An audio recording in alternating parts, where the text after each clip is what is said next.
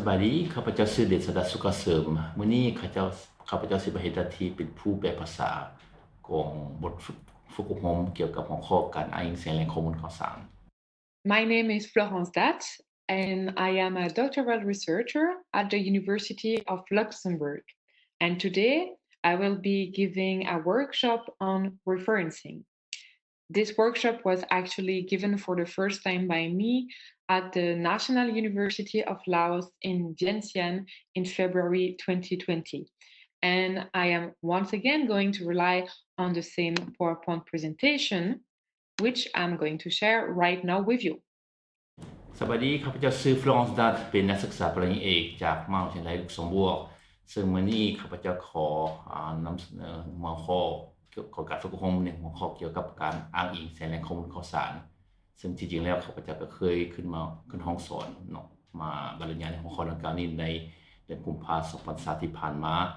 อยู่คณะรัฐศาสตร์นิติศาสตร์ของมหาวิทยาลัยแห่งชาติ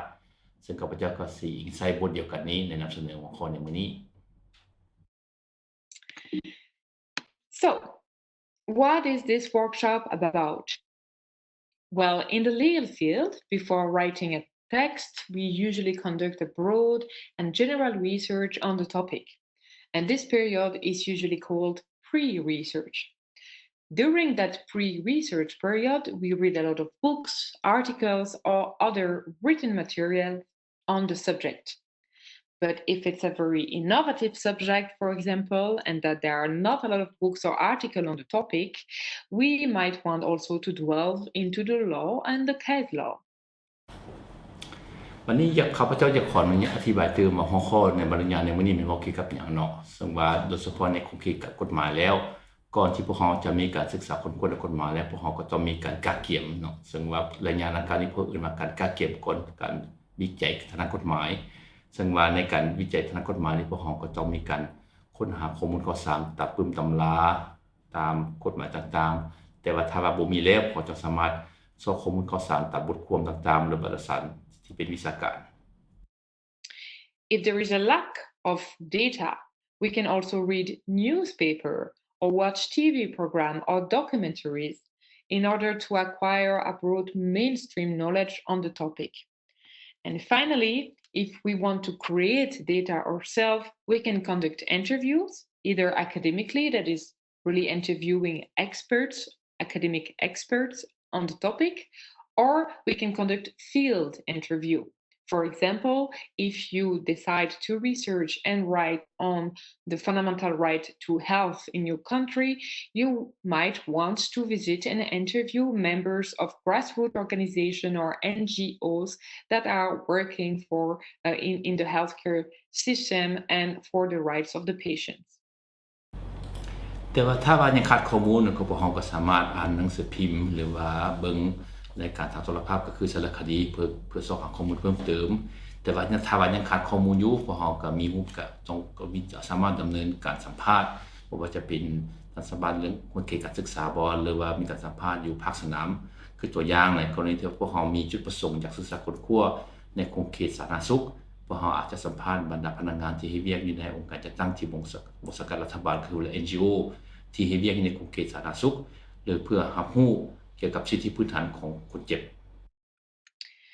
So once we have gained sufficient knowledge, then we can start writing our own opinions or ideas on the topic. And in this process, every time that we repeat or rephrase what we have learned from another source, a previous source, it is essential to refer to this source. หลังจากที่พวกเรามีข้อมูลเพียงพอแล้วพวกเราก็จะเริ่มต้นขั้นตอนในการเขียนทัศนะหรือว่าความคิดเกี่ยวกับหัวข้อที่พวกเรามีจุดประสงค์อยากศึกษาค้นคว้าซึ่งว่าในกระบวนการนี้ทุกทั้งที่พวกเราทุกเทื่อที่ว่าพวกเรามีการอ้างอิงใช้แหล่งข้อมูลข่าวสารเนาะหรือว่าบทความต่างๆนี้พวกเราบ่ว่าจะเป็นหนังสือพิมพ์หรือว่าปึ้มพวกเรามันมีความสำคัญจะต้องอ้างอิงใช้แหล่งข้อมูลข่าวสารนั้นมาจากภาคส่วนใด So this workshop is exactly about that.about referencing ทางนั้นที่ว่าหัวข้อของบทฝึกอบรมในมื้อนี้มันจะเว้าเกี่ยวกับการอ้างอิงใส่ข้อมูลข่าวสารหมายความว่าแม่นการที่อ้างอิงใส่ข้อมูลข่าวสารจากภายนอกเข้าอยู่ในบทความใดนึง The action of including references external sources in a text. A reference can thus be defined as the mention of a writer, a book, or another source in a piece of writing, showing where a particular information was found. เพราะเราสามารถกำหนดได้ว่าการอ้างอิงใส่ข้อมูลข่าวสารหมายความว่าเป็นการอ้างอิงใส่เจ้าของบทความใดนึงหรือว่าเจ้าของกลุ่มหัวนึงหรือว่าการบทการเขียนเอกสารที่เป็นลักษณะใดนึงซึ่งโดยการมีการแสดงว่าพวกเราได้ข้อมูลข่าวสารเหล่านั้นมาจากภาคส่วนใด And this is actually a definition found in the online Cambridge Dictionary. And this is a reference. ซึ่งที่จริงแล้วถ้าว่านิยามเกี่ยวกับการอ้างอิงใส่ข้อมูลข่าวสารก็ได้มาจากนิยามของบทสพนกรมออนไลน์ Cambridge. So, this workshop is going to be divided into 3 parts. First part, referencing why is it important. Second part, how to do it correctly. And we are going to have a quick overview of the different styles of referencing that exist. And then a third part where I'm going to propose some practical exercises. สำหรับโครงสร้างของบทที่ข้าพเจ้านำเสนอมื้อนี้เนาะข้าพเจ้าสิบอกเป็น3ภาคส่วนภาคธรรมิตจะบอกเกี่ยวกับการอ้างอิงใส่ข้อมูลข่าวสารเป็นหยังมันจะมีความสำคัญภาคที่2พวกเราจะมีการอ้างอิงใส่ข้อมูลข่าวสารที่ถูกต้องโดยวิธีการใดโดยที่ว่าข้าพเจ้าจะนำเสนอวิธีการต่างๆในการอ้างอิงใส่ข้อมูลข่าวสารที่พวกเรานำใช้ในปัจจุบันและภาคที่3พวกเราจะมีการเฮ็ดบทฝึกหัดตัวจริงFirst part, referencing. Why is it important? สำหรับภาคธรรมิตข้าพเจ้าสิขอนำเสนอเกี่ยวกับการอ้างอิงใส่แหล่งข้อมูลข่าวสารเป็นหยังการอ้างอิงใส่แหล่งข้อมูลข่าวสารจึงมีความสำคัญ Well, there are 3 main reasons. First one, it's really about intellectual integrity and honesty. A lot of people before you have probably been researching on this topic, and you have relied on their work and their knowledge in order to be able to develop your own ideas and opinion. But it is only fair to actually refer to these people because it's a way to admit this is obviously not all from me, but I rely on experts in the field that have been writing on the topic before me. ซึ่งว่าเหตุผลก็มี3เหตุผลหลักเป็นหยังที่ว่าการอ้างอิงใส่และข้อมูลข่าวสารจะมีความสำคัญอันที่1ก็เพื่อเคารพถึงความซื่อสัตย์ทางปัญญาหมายความว่าในทุกครั้งที่พวกเราจะมีการอ้างอิงใส่และข้อมูลข่าวสารใดนึงพวกเราก็ต้องอ้างอิงใส่ว่าบทความหรือว่าเจ้าของบทความผู้นั้นเป็นผู้ใดเพื่อยั่งยืนว่าสิ่งที่พวกเราได้มานั้นหรือว่าข้อมูลที่ได้มานั้นบ่แม่นเฮาเป็นผู้เขียนผู้สร้างขึ้นมามันเป็นจะเป็นธรรมโดยการเคารพนับถือผู้เป็นเจ้าของผลงานเหล่านั้นแท้เนาะหลังจากทุกครั้งพวกเราต้องมีการอ้างอิงใส่และข้อมูลข่าวสารเหล่านั้น Then it's also a matter of credibility. Obviously, if you write a 30 pages long article with not a single reference, people might actually doubt your seriosity, your seriousness. For example, if you're writing about the Universal Declaration on Human Rights, which was actually drafted after World War II at a time where you were not even born, and for 30 pages you write about that topic without no reference, people know obviously that you were not there physically and that you could not acquire experience on the topic firsthand. Therefore, where does this information comes from? And people may start doubting about the credibility of whatever you're writing about. So it's also a matter of seriousness to really show that you have been doing some serious research on the topic and that you have read a bunch of reliable sources by giving their references. แล้วเหตุผลที่2เนี่ยว่าเกี่ยวกับความสื่อถือได้ของข้อมูลข่าวสารเนื่องจากว่าแต่ทุกครั้งที่พวกเขามีการอ้างอิงใส่ข้อมูลข่าวสารนั้นก็จะไปแสดงให้เห็นถึงความหนักแน่นของข้อมูลข่าวสารคือตัวอย่างสมมุติว่าท่านมีจุดประสงค์อยากเขียนบทความนึงเกี่ยวกับแถลงการณ์สากลว่าด้วยสิทธิมนุษย์ซึ่งพวกเราก็ฮู้ประกันฮู้เป็นเอกภาพว่าแถลงการณ์ดังกล่าวนี้ก็เป็นถึงกับของหลังจากสงครามโลกครั้งที่2ซึ่งว่าตอนนั้นพวกเราบางคนยังบ่ทันเกิดซ้ำดังนั้นถือว่าถ้าว่าเขียนบทความที่ประกอบด้วย30กว่าหน้า40กว่าหน้าโดยที่บ่มีการอ้างอิงแสงแหล่งข้อมูลข่าวสารนี้ผู้ที่อ่านผู้อ่านเนี่ยอาจจะมีข้อสงสัยว่าข้อมูลนี้มันได้มาจากไสเพราะว่าตอนนั้นเราบ่ทันเกิดดังนั้นจึงว่าการที่พวกเราอ้างอิงแสงแหล่งข้อมูลข่าวสารโดยเฉพาะผู้เป็นเจ้าของผลงานเหล่านั้น มันจะเป็นแสดงให้เห็นว่าพวกเรามีการศึกษาค้นคว้าแบบจริงเอาจังและมีสามารถเชื่อถือได้ And then finally, it is also a matter of respect of copyright, because indeed, if you take an information that comes from another source without referring to this source, you might actually be infringing on their intellectual property rights, and in particular on their copyrights. But this is a topic that I'm not going to dwell into, because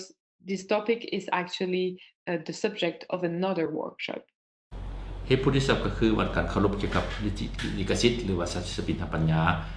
ถ้าว่าพวกเรามีการเขียนบทความโดยที่บ่มีการอ้างอิงแสงแหล่งข้อมูลข่าวสารหรือว่าไผเป็นเจ้าของข้อมูลข่าวสารนั้นก็ถือว่าพวกเราจะมีการละเมิดสิทธิทางปัญญาหรือว่าโดยเฉพาะมีการละเมิดลิขสิทธิ์ดังนั้นจึงว่าแต่ว่าหัวข้อเกี่ยวกับลิขสิทธิ์เขาพระเจ้าก็สิบ่ลงรายละเอียดเนื่องจากว่าหัวข้อเกี่ยวกับลิขสิทธิ์จะเป็นหัวข้อต่างหากที่พวกเราจะมีนำเสนอในบทฝึกหัดบทฝึกอบรมในครั้งต่อไปSo let's give an example. With this statement, in Luxembourg, women have acquired the right to vote on May 8, 1919. The parliament adopted a law according to which women were allowed to participate to elections. อยู่ประเทศลุกเซมเบิร์กแม่หญิงก็ได้รับสิทธิในการลงคะแนนเสียงในวันที่8พฤษภาคม1919แล้วก็รัฐสภาของประเทศลุกเซมเบิร์กก็ได้มีการรับรองกฎหมายฉบับหนึ่งที่อนุญาตให้แม่หญิงสามารถเข้าร่วมในการเลือกตั้งซึ่งว่าอยู่ในบทความดังกล่าวนี้พวกเราจะมีการอ้างอิงแสดงข้อมูลข่าวสารแหล่งหนึ่ง This statement is accompanied with one reference to Wikipedia. The problem is some information is lacking. First of all, I'm stating that the parliament adopted a law according to which women were allowed to participate to election, but a lot of readers might be interested in knowing which law. Second of all, I'm referring to Wikipedia, and this source is usually not considered as 100% reliable or at least not complete. Therefore, it lacks credibility. Usually, when my students have to write an essay, I advise them to look at the relevant Wikipedia pages, but not to refer to Wikipedia, because they will need to acquire more in-depth knowledge on the topic than just reading the Wikipedia page. And therefore, it's important that they read other articles, books, written by scholars on this topic and refer to this specific material instead. ซึ่งในบทความดังกล่าวนี้พวกเราก็มีการอ้างอิงแสดงข้อมูลข่าวสารที่อื่นมาจาก Wikipedia เนาะซึ่งว่าในบทความดังกล่าวนี้พวกเราก็พบเห็นมี2ปัญหาอันที่1เนาะอยู่ในประโยคที่2ที่ระบุไว้ว่ารัฐสภาของประเทศลุกเซมเบิร์กได้รับรองกฎหมายฉบับหนึ่งที่อนุญาตให้แม่หญิงสามารถเข้าร่วมในการเลือกตั้งดังนั้นจะว่าผู้อ่านจะตั้งคำถามว่ากฎหมายฉบับนั้นเป็นกฎหมายเกี่ยวกับหยังหรือว่ากฎหมายฉบับใดเนาะอันที่2พวกเรามีการอ้างอิงแสดงข้อมูลข่าวสารที่เป็น Wikipediaซึ่งโดยทั่วไปแล้วข้อมูลที่ได้มาจาก Wikipedia จะเป็นข้อมูลข่าวสารที่บ่สามารถเชื่อถือได้ 100% หรือว่าบ่ครบถ้วนดังนั้นจะว่าทุกครั้งที่ข้าพเจ้าขอให้นักศึกษาเขียนบทความนึงข้าพเจ้าจะแนะนำให้นักศึกษาสามารถอ่านหรือสอบข้อมูลข่าวสารใน Wikipedia ได้แต่บ่ให้มีการอ้างอิงแสดงข้อมูลข่าวสารใน Wikipedia เพราะว่าพวกนักศึกษาทุกคนก็ต้องมีการสอบรู้ข้อมูลที่ลึกซึ้งกว่าเก่าโดยการอ่านปึ้มวารสารหรือว่าสอบข้อมูลข่าวสารจากแหล่งที่น่าเชื่อถือได้และก็มีการอ้างอิงแสดงข้อมูลข่าวสารนั้นจึงให้บทความนั้นสามารถเชื่อถือได้ Second example about the same thing. In Luxembourg, women have acquired the right to vote on May 8, 1919. On that day, the Constituent Assembly of Luxembourg voted in favor of universal suffrage, extending the right to vote to all citizens over age 21, regardless of sex. 39 votes in favor, 11 votes against, and 1 abstention. ตัวอย่างที่2นะก็คือในหัวข้อเดียวกันในประเทศลุกเซมเบิร์กผู้หญิงก็ได้รับสิทธิในการเลือกตั้งในวันที่8พฤษภาคม19แล้วก็ในวันเดียวกันสภารัฐธรรมนูญของประเทศลุกเซมเบิร์กก็ได้ลงคะแนนเสียงรับรองการลงคะแนนเสียงอย่างโดยมีการขยายสิทธิในการเลือกตั้งให้กลุ่มเอาทุก พลเมืองทุกคนในสังคมที่มีอายุกว่า21ปีบ่ว่าจะเป็นเพศใดก็ตามซึ่งในการลงทานดังกล่าวนี้ก็มี39มีการ13ค้านแม่นได้รับลงคะแนนเสียงสนับสนุน11ท่านเป็นคัดค้านแล้วก็ผู้หนึงงดออกเสียง This statement is accompanied by two references. The first reference is a reference to the legal source, that is, the law of 15 May 1919 that was revising Article 52 of the Constitution. And this reference includes actually the internet page where a copy of this law can be found today. Then, the second reference is a reference to an article written by Mr. Engel and Wagner, who are two experts on the subject. ซึ่งในบทความดังกล่าวนี้ก็มีอ้างอิงใส่แหล่งข้อมูลข่าวสารอยู่2แหล่งอันที่1ก็มีการอ้างอิงใส่กฎหมายฉบับวันที่15พฤษภาคม2519ซึ่งว่ามีการปรับปรุงมาตรา52ของรัฐธรรมนูญแล้วก็มีการตีพิมพ์อยู่ในวารสารทางเป็นทางการในวันที่16เดือนพฤษภาคม2019แล้วก็ยังมีการส่งลิงก์ทางอินเทอร์เน็ตเพื่อสามารถเข้าถึงข้อมูลข่าวสารตัวนี้และก็มีการอ้างอิงใส่ข้อมูลข่าวสารแหล่งที่2ก็คือบทความนึงเขียนโดยท่าน Angel กับ Mr. Wagner ซึ่งว่าทั้ง2ท่านล้วนแล้วแต่เป็นเชี่ยวชาญในความคิดดังกล่าวนี้ So here, I refer to the original law as well as to the work of well-known experts to show that this information is reliable and credible. And I'm also intellectually honest towards the authors that I'm referring to. Indeed, the information according to which there was 39 votes in favor of this law, 11 votes against, and 1 abstention could not be found in the text of the law itself. I found this information by reading Engel and Wagner. It is therefore a matter of intellectual honesty to actually show what is the source of that information. ท่านที่ในบทความดังกล่าวนี้ก็มีการอ้างอิงใส่แหล่งข้อมูลข่าวสารที่สื่อได้2แหล่งอันที่1กฎหมายเองเนาะซึ่งว่าก็มีโดยเฉพาะมีการกฎหมายของปี19และที่2แหล่งข้อมูลที่2เป็นได้จากบทความของทาง Angel กับ Wagner ส่วนแล้วซึ่งทั้ง2ท่านก็เป็นเชี่ยวชาญในความคิดดังกล่าวนี้ซึ่งว่าเฮ็ดให้บทความดังกล่าวก็ไม่สามารถมีความสื่อได้หลายกว่าเก่าแล้วก็มีการเคารพนับถือเคารพสิทธิของผู้เป็นเจ้าของบทความโดยมีการอ้างอิงใส่ผลงานของทั้ง2ท่านนี้ซึ่งว่าตัวเลขเกี่ยวกับ39เสียงที่เห็นดี19เสียงที่คัดค้านแล้วก็1เสียงที่บอกเสียงนี่ก็ที่จริงแล้วก็ข้อมูลดังกล่าวนี้ก็บ่สามารถสอบเห็นอยู่ในเนื้อในของกฎหมายซึ่งข้อมูลดังกล่าวนี้ครับจะสามารถสอบเห็นอยู่ในบทความของเชี่ยวชาญทั้ง2ท่านดังนั้นจึงว่าการอ้างอิงใส่แหล่งข้อมูลทั้ง2แหล่งนี้ก็เฮ็ดให้บทความนี้ก็มีสามารถมีความเชื่อถือได้หลายกว่าเก่าและก็ยังเป็นการเคารพเจ้าของผลงานที่เป็นผู้เขียนบทความเหล่านั้น Second part, referencing in the legal field, how to do it correctly. สำหรับภาคที่2จะเว้าเกี่ยวกับการอ้างอิงใส่แหล่งข้อมูลข่าวสารในของกฎหมายเนาะว่าพวกเขามีวิธีการใดในการอ้างอิงใส่แหล่งข้อมูลข่าวสารในกฎหมายที่ว่าเป็นวิธีการที่ถูกต้อง Well, in the legal field, when referring to another author, it is important to ensure two things. First of all, that the opinion or idea of that author is correctly reproduced. And second, that the reference itself is correct, that the source you're mentioning, the way you're mentioning it, it is correct. The person will then be able to find by the information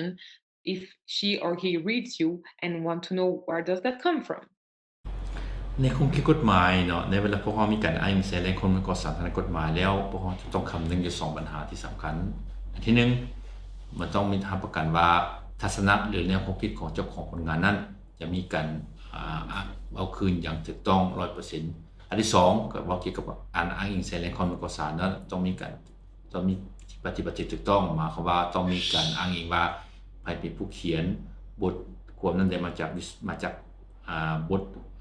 ปึ้มหัวใดแหล่งข้อมูลของใดแหล่งข้อมูลข่าวสารตัวใดเนาะเพื่อให้ได้ว่าเวลาผู้อ่านเนาะจะสามารถซอกเห็นในกรณีที่ว่ามีความสนใจอยากซอกหาข้อมูลแล้วนั้นจะสามารถซอกหาข้อมูลตัวนั้นได้อยู่ไสปึ้มหัวใดแล้วก็ในปีใด So, regarding the first point, is the opinion or idea of the author correctly reproduced? There are actually two ways to reproduce an idea, and both are completely valid. The first one is quotation. That is, you really copy-paste part of the original text and you add the reference. The second way is to paraphrase. That is, you re-explain an idea or opinion in your own terms, but then you add the reference where this original idea or opinion comes from. วันนี้สำหรับวิธีทมิตเนาะว่าการรับประกันว่าแนวความคิดหรือว่าศาสนาของผู้เจ้าของผลงานนี้พวกเราจะมีการเว้าคืนให้มันถูกต้องนี่ 100% ได้ขึ้นได้ซึ่งในวิธีการดำเนินก็มี2วิธีอันที่1เกิดภาษาอังกฤษว่า quotation มาเพราะว่ามันเอาเนื้อในถึก 100% มันเว้าคืนในของ 100% ของเจ้าของผลงานโดยมีการอ้างอิงใส่เจ้าของผลงานนั้นอันที่2ก็มันมีการอธิบายคืนแนวความคิดหรือศาสนาของผู้เจ้าของผลงานโดยมีการนำใช้คำศัพท์ของตัวเองหรือว่าภาษาอังกฤษเรียกว่า paraphrase โดยมีหลักๆก็ต้องมีการอ้างอิงใส่เจ้าของผลงานเช่นเดียวกัน Here is an example. Article 38 of the Laopedia Constitution states, citizens of both genders enjoy equal rights in the political, economic, cultural, and social fields and in family affairs. The Laopedia Constitution provides that all Lao citizens should be treated equally, including in the political field. One of these statements is an actual quotation. The other is a paraphrase. I will now invite you to pause this video, to pause this presentation, and try to identify which one is a quotation and which one is the paraphrasing. Please pause the video. ขออนุญาตยกตัวอย่างเกี่ยวกับความแตกต่างระหว่างการอ้างอิงแสงข้อมูลข่าวสารแบบ quotation เนาะหรือว่าการเอาเนื้อในของแหล่งข้อมูลหรือว่าการใช้แนวความคิดของตัวเองเนาะในการเขียนบทความคือตัวอย่างในมาตรา38ของรัฐธรรมนูญแห่งสปป.ลาวระบุไว้ว่าประชาชนลาวทุกคนก็มีสิทธิเสรีภาพเท่าเทียมกันทางด้านการเมืองเศรษฐกิจวัฒนธรรมและสังคมและในเรื่องการครอบครัวประโยคที่2ได้เขียนไว้ระบุไว้ว่ารัฐธรรมนูญแห่งสปป.ลาวได้กำหนดว่าทุกคนก็จะได้รับปฏิบัติที่เท่าเทียมกันรวมทั้งกฎเกณฑ์การเมืองแต่นั้นจะว่าในตัวอย่างทั้ง2ตัวอย่างนี้มีอันตัวอย่างนึงที่เป็นการอ้างอิงใช้ในครอบส่วนแบบ quotation ดังนั้นจะว่าอยากให้ทานหยุดวิดีโอตัวนี้และขึ้นเบิ่งเนาะว่าใน2ประโยคดังกล่าวนี้อันไหนที่ว่าเป็น quotation Alright, I hope that you were able to complete this exercise, and here are the correct answer. The first example is the example of a quotation. Indeed, I really copy-pasted the relevant article of the Laopedia Constitution. I put all this extract in italic, and I accompanied it with quotation mark.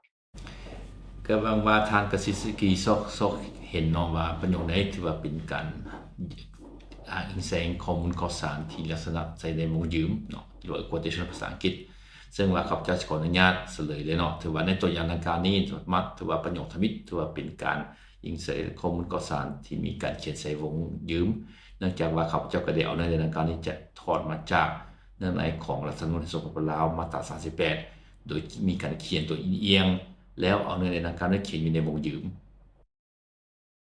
The second example is paraphrasing. I basically read the relevant article of the Laopedia Constitution, and then I explained what its content is about, but in my own term. So both are correct, obviously, but you must be sure that the way you paraphrase something really reflects the content of the original text. สำหรับตัวอย่างที่2ก็ถือว่าเป็นการอ้างอิงแสงข้อมูลข่าวสารลักษณะในรูปแบบของ paraphrase หมายความว่ามีการนำใช้ในความคิดคำศัพท์ของตัวเองในการอธิบายเนื้อในของมาตราของรัฐธรรมนูญหมายความว่าหลังจากที่อ่านเนื้อในของมาตราของรัฐธรรมนูญแล้วข้าพเจ้าก็พยายามใช้คำศัพท์ตัวเองในการอธิบายเนื้อในว่ามันหมายถึงหยังดังนั้นถือว่าทุกครั้งที่พวกเรามีการนำใช้การอ้างอิงลักษณะนี้ก็ต้องมีการอ้างอิงว่าข้อมูลข่าวสารได้มาจากภาคส่วนใด And here at the bottom of this slide, you can actually see my reference.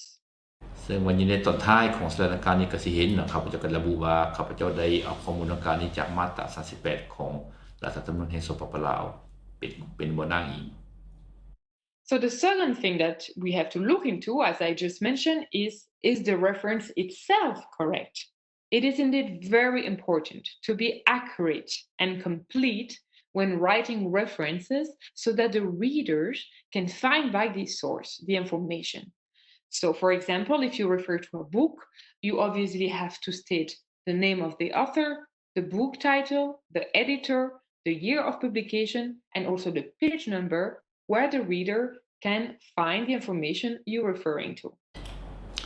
แล้วก็ประการที่2ที่พวกเราต้องเอาใจใส่ในเวลาพวกเรามีการอ้างอิงใส่แหล่งข้อมูลข่าวสารคือต้องรับประกันว่าการอ้างอิงใส่แหล่งข้อมูลข่าวสารก็มีความถูกต้อง 100% หมายความว่าในการอ้างอิงทุกครั้งมันมีความสำคัญต้องรับประกันว่าการอ้างอิงใส่ข้อมูลข่าวสารมีความชัดเจนและก็ครบถ้วนคือตัวอย่างในเวลาถ้าว่าพวกมีการอ้างอิงใส่ปึ้มหัวนึงก็ต้องมีการอ้างอิงว่าเจ้าของปึ้มผู้นั้นเป็นผู้ใดพิมพ์ปีใดปึ้มชื่อหยังมีการตีพิมพ์ในปีใดเพื่อจะให้ในเวลาคนอ่านปึ้มต่างๆนี้สามารถซอกข้อมูลเหล่านั้นว่าสิซอกข้อมูลนั้นได้อยู่ไส Different rules actually exist depending on the style used, but one golden rule, make sure to always use the same style throughout one text. And we are going to see later what are the different styles of referencing that exist. สำหรับวิธีการอ้างอิงแสดงและข้อมูลข่าวสารนั้นก็มีหลายวิธีเนาะซึ่งว่าพวกเราจะนำเสนอในขั้นต่อไปแต่ว่าในเวลาพวกเรามีการเลือกเอาวิธีการอ้างอิงใดหนึ่งแล้วพวกเราก็ต้องมีการนำใช้วิธีอ้างอิงเหล่านั้นตัวนั้นในเอกสารของเราโดยเฉพาะเขาพระเจ้าสิขออธิบายว่ามีวิธีการอ้างอิงแสดงและข้อมูลประเภทใดๆในขั้นต่อไป Once again, an example.It is actually the same that the last one. So Article 38 of the Lao PDR Constitution about the equality of all citizens. And I'm going to invite you once again to pause this video to look at the way I referred to this source and determine whether or not I did it accurately. Please pause the video. ขออนุญาตยกตัวอย่างตัวเก่าที่ข้าพเจ้านำมาใช้เมื่อกี้เนาะเกี่ยวกับตัวอย่างของมาตรา38ของรัฐธรรมนูญเนาะโดยเฉพาะประโยคทั้ง2เนาะที่ข้าพเจ้านำมาใช้เพื่ออยากให้ท่านผู้อ่านได้เบิ่งและตีราคาว่าในการอ้างอิงของข้าพเจ้านี่มันได้ดำเนินการถูกต้องและชัดเจนหรือบ่นั่นสิว่าขอหยุดวิดีโอนี้และให้ท่านขึ้นเบิ่งเนาะว่าการอ้างอิงของข้าพเจ้านี่มันมีการดำเนินที่ถูกต้องและชัดเจนบ่ All right. I hope that you were able to complete that exercise.And that you have noticed that my reference is actually inaccurate. It is indeed not Article 38 of the Lao People's Democratic Republic Constitution that states that all citizens are equal, but it is Article 37. So I put this mistake there purposely to show you how important it is to check that your references are correct, because a reader that might have wanted to check.The original article would have been very confused in reading Article 38, which is not about equality of all citizens. ก็หวังว่าท่านก็สิสามารถสอบคำตอบนี้ได้นะที่ว่าข้าพเจ้าก็ขออธิบายเนาะว่าในการอ้างอิงใส่ของข้าพเจ้านี่ก็เห็นว่า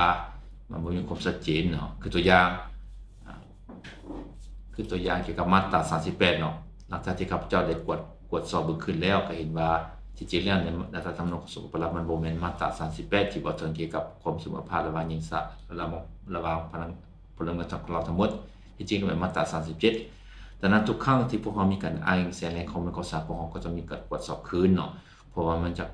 าถ้าว่าผู้อ่านแล้วถ้าว่าบ่มันข้อมูลที่บ่ถูกต้องแล้วมันจะสร้างความสับสนให้แก่ผู้อ่านซึ่งว่าถ้าว่าผู้อ่านไปอ่านมาตรา38แล้วจะเห็นว่ามาตรา38ของรัฐธรรมนูญสปปลาวจะบ่แม่นเว้าถึงเกี่ยวกับความเสมอภาคของบุคคลอยู่ในสังคมจะเป็นจังหวะอื่น I already mentioned that there are different way or styles of referencing. Here are the most popular one. First, you have the Chicago style. It is used in Asia mainly. Then you have the Oxford Standard for the Citation of Legal Authorities, also called OSCOLA,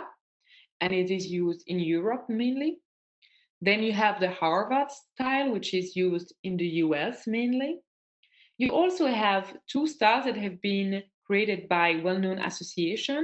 First of all, the Modern Language Association, MLA style, or the American Psychological Association, the APA style. คือวันนี้เฮามาเบิ่งนำกันวิธีการอ้างอิงแสงและข้อมูลข่าวสารจะมีวิธีการใดๆที่ว่าถูกต้องซึ่งว่าในปัจจุบันก็มีการนำใช้หลายวิธีในการอ้างอิงแสงและข้อมูลข่าวสารในของเขตกฎหมายก็คือในวิสาทางสังคมอันที่ก็เป็นวิธีการแบบชิคาโกซึ่งว่าเป็นวิธีการที่มีการนำใช้อย่างหลวงหลายอยู่ในทวีปอาซีวิธีการที่2ก็เป็นของออสโกลาซึ่งว่ามีการนำใช้อย่างหลวงหลายอยู่ในทวีปยุโรปแบบที่3ก็เป็นนี่แบบ Harvard เนาะซึ่งว่ามีการนำใช้อย่างหลวงหลายอยู่ในประเทศสหรัฐอเมริกาและนอกจากนั้นก็มีวิธีการอ้างอิงแสงและข้อมูลข่าวสารแบบ Modern Language Association หรือว่า EMLA เนาะและวิธีการสุดท้ายก็มีวิธีการอ้างอิงแสงและข้อมูลข่าวสารแบบ APA Each style has its own rules regarding how to actually compose your reference. And here is a concrete example. You have a book. You can see the hardcover on the right side of the slide. It's about the protection of geographical indication in India. And then you can see how to reference to this book, but in 3 different styles, in the Chicago style, in the APA style, and in the Harvard style. สำหรับการนำใช้วิธีการต่างๆในการอ้างอิงแสงและข้อมูลข่าวสารก็มีวิธีและหลักการของไปของมันเนาะซึ่งว่าในตัวอย่างที่ข้าพเจ้าขึ้นหน้าจอนี้ก็แม่นหน้าปกของปุ่มหัวนึงที่เว้าเกี่ยวกับการปกป้องต้นกำเนิดของสินค้าของในประเทศอินเดียซึ่งว่าในการอ้างอิงแสงและข้อมูลข่าวสารก็มีการนำพวกเฮาจะเห็นความแตกต่างระหว่างการนำใช้วิธีแบบชิคาโกหรือวิธีการแบบ APA หรือวิธีการแบบ Harvard เนาะซึ่งว่ามีการจัดเรียงข้อมูลข่าวสารที่แตกต่างกัน What you might notice is that in each of these styles, you will always find obviously a reference to the name of the author, the title of the book, and the year it was published, because this is very important information. It's just the order in which this information is provided that is going to change slightly. ซึ่งว่าบ่ว่าจะเป็นวิธีการนำใช้ตัวใดก็ตามเนาะทั้ง3แบบล้วนแล้วแต่มีข้อมูลที่คืออันเดียวกันเนาะจะมีก็บอกเกี่ยวกับถ้าว่าเป็นปึ้มมันก็ต้องมันอ้างอิงใส่ผู้เจ้าของผลงานผู้เขียนปึ้มหัวนั้นว่าเป็นไผแล้วก็หัวข้อของปึ้มหัวนั้นแล้วก็ปีที่มีการจัดพิมพ์เนาะซึ่งว่าเป็นข้อมูลที่มีสำคัญซึ่งจะช่วยให้ผู้อ่านสามารถสอบข้อมูลข่าวสารได้ You can decide which is your favorite style. What is very important is that once you have chosen a style, you stick to it throughout the entire text. ซึ่งว่าวิธีการเลือกเนาะก็แล้วแต่ว่าพองสิเลือกมักแบบใดเนาะสิเป็นแบบ Chicago APA หรือว่า Harvard แต่ว่าถ้าว่ามีการตกลงเอาวิธีการได้แล้วก็ต้องมีการนำใช้วิธีการอย่างในการเขียนในการนำใช้ที่พวกเราจะนำใช้ในบทของเฮา Tips and tricks. Actually, most academic databases offer already made references. So you just need to choose a style and add the correct page number, and that's way easier for you. Instead of creating a reference from scratch, you can actually use an existing reference. บัดที่จริงแล้วเกี่ยวกับเทคนิคและเคล็ดลับในการนำใช้การอ้างอิงเอกสารที่จริงแล้วอยู่ในเว็บไซต์พวกเฮาก็มีเว็บไซต์หลายเว็บไซต์ที่ว่าได้นำเสนอวิธีการอ้างอิงใส่เอกสารซึ่งว่าจะช่วยพวกเฮาเนาะให้ในการอ้างอิงเอกสารมีความง่ายดายขึ้นเพียงแต่ว่าพวกเฮาบอกหน้าของเลขของหน้าเนาะแล้วโปรแกรมจะจัดข้อมูลเองเนาะตามรูปแบบหรือแบบวิธีการอ้างอิงใส่ข้อมูลข่าวสารที่พวกเฮาเลือก On this slide, you can actually see a screenshot from a database that is widely used by doctoral researchers in Luxembourg. This database is called A2Z.lu, and we have a free access to it. And this database actually creates a reference so that we don't have to make them from scratch. You can even click on your favorite referencing style, and this frame here, the content will change depending on which style you chose. So if this possibility exists, if you can actually rely on existing references from existing database, I would definitely advise you to do so, as it might save you a lot of time. คือขอยกตัวอย่างนึงตัวอย่างเกี่ยวกับฐานข้อมูลนึงเนาะที่ว่าฐานข้อมูล A to Z เนาะซึ่งว่าเป็นฐานข้อมูลในการที่จะช่วยพวกเราในการเลือกวิธีการอ้างอิงใส่กับข้อมูลข่าวสารเพียงแต่ว่าพวกเราป้อนข้อมูลข่าวสารแล้วเลือกวิธีการอ้างอิงแล้วโปรแกรมหรือว่าฐานข้อมูลจะเฮ็ดแบบทุกอย่างแบบอัตโนมัติซึ่งมันตัวอย่างออกมากับทางข้อมูลก็จะมีการจัดเรียงข้อมูลข่าวสารเกี่ยวกับแหล่งที่มาแหล่งข้อมูลข่าวสารตามวิธีพวกเราเลือกเอา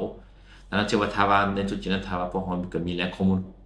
ฐานข้อมูลแล้วมีความสะดวกแล้วเขาก็จะแนะนำให้ทานเลือกเอาเข้าถึงฐานข้อมูลข่าวสารตัวนั้นเพื่อสะดวกในการนำใช้วิธีการอ้างอิงใส่ข้อมูลข่าวสาร Otherwise, if you don't have access to this kind of database with already made references, what you can always do, obviously, is check the rule of your favorite referencing style online, because they determine how to make a proper reference to a book, how to make a proper reference to an article, how to make a proper reference to a newspaper article, and so on and so forth, and then you stick to that style rules during the entire writing process.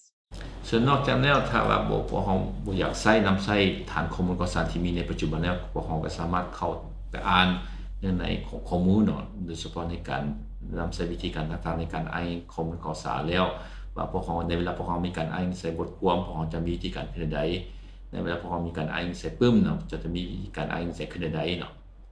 So that was it for referencing. I hope that you understood what referencing is, why is it important, and how to do it correctly. And I wish you the best of luck for the following seminars. ก็มาฮอดจุดนี้ข้าพเจ้าก็จบบทนำเสนอของข้าพเจ้านะคือหวังว่าท่านจะมีความเข้าใจเพิ่มเติมเกี่ยวกับวิธีการอ้างอิงใส่ข้อมูลข่าวสารว่ามันหมายถึงหยังแล้วก็จะมีวิธีการอ้างอิงใส่ข้อมูลข่าวสารคือใดแล้วก็จะมีท่านจะนำใช้วิธีการอ้างอิงใส่ข้อมูลข่าวสารคือใดแล้วก็ถ้าส่วนนี้ข้าพเจ้าขออวยพรให้ท่านประสบสำเร็จสุดในการฝึกฝนสุดน้าขอขอบใจ